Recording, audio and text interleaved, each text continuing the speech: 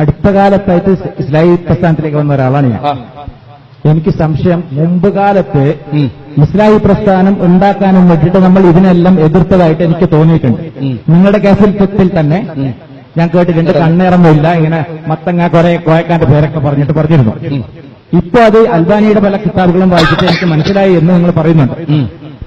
അപ്പൊ ഇത് നമ്മുടെ ഇപ്പൊ ഈ സമൂഹത്തിലേക്ക് ഈ തൗഹീദ് പ്രചരിപ്പിക്കുമ്പോൾ അവര് നമ്മളെ ക്ലിപ്പ് നിങ്ങളെ പോലത്തെ രണ്ടോ മൂന്നോ നാലോ ക്ലിപ്പ് ഇട്ടിട്ട് ഞങ്ങളെ വായടപ്പിക്കുന്നുണ്ട്. ഇതിനെന്താണ് ഒരു പോംവഴി? അവരെ ക്ലിപ്പ് മുഴുവൻ ഇടാൻ വേണ്ടി പറയാ.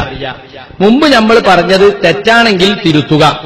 അത് സക്കരിയ ഞാൻ പറഞ്ഞു കഴിഞ്ഞോട്ടെ, ധൃതി കൂട്ടണ്ട. സക്കരിയ സലാഹി പറഞ്ഞാലും ആര് പറഞ്ഞാലും മുമ്പ് പറഞ്ഞത് അബദ്ധമാണ് എങ്കിൽ അത് തിരുത്തണം. ഇപ്പൊ അബ്ദുസലാം സുല്ലബിയുടെ ശിഷ്യനായി കുറെ കാലം നടന്ന ഞാന് എനിക്ക് പറ്റിയ അബദ്ധങ്ങൾ പിന്നീട് തിരുത്തിയിട്ടുണ്ട്. അത് തിരുത്തിയ കാസറ്റ് വല്ലിടുന്നുണ്ടല്ലോ, നിങ്ങൾ കേട്ടില്ലേ? സിഹിർ ബാധിക്കും എന്ന് പറയുന്ന കാസറ്റ്, സലാം സുല്ലമിയുടെ വാക്ക് വിശ്വസിച്ച് സിഹിർ ബാധിക്കുന്നു വിശ്വസിച്ചാൽ അത് ശിർക്കൻ വിശ്വാസമാണ് എന്ന് നമ്മൾ വിചാരിച്ചിരുന്നു. വിഷയങ്ങൾ പഠിച്ചപ്പോൾ അത് അൽബാന്റെ കിതാബ് പഠിച്ചിട്ടൊന്നല്ല, അല്ല സലഫി പണ്ഡിതന്മാരോ ഒരുപാട് ഗ്രന്ഥങ്ങൾ വ്യക്തമായി. എന്തിനധികം അമാനി മൗലവിയുടെ ഖുർആൻ പരിഭാഷയിൽ വ്യക്തമായി 1960കളിൽ എഴുതിയതാ.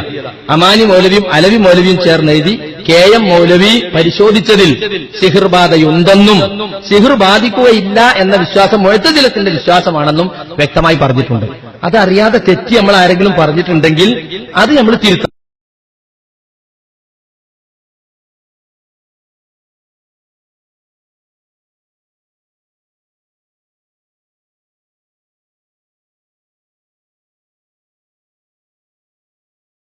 അത് തിരുത്തണം.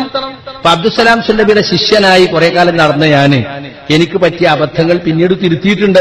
അത് തിരുത്തിയ കാസറ്റ് വല്ലിടുന്നുണ്ടല്ലോ, നിങ്ങൾ കേട്ടില്ലേ?